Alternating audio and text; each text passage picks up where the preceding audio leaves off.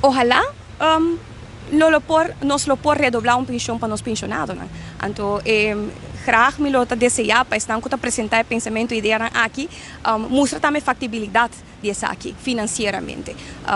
Me toma nota de que tá começa bem com promessa não político. Então, pergunta tá se não tá promessa não realístico também. Nós mesmo coisa que papi de redoblar pensão, SVB também acaba. A carta an, com a idade de pensão também não se sube. Então, agora nós temos papi de realidade. E não começa a hoje ano para meio eleição, hiba campanha não de costume, campanha não tradicional de promessa não que depois nós cursa acaba aqui com o resultado. Pensionado não tem mais ter ajuda urgente, sim.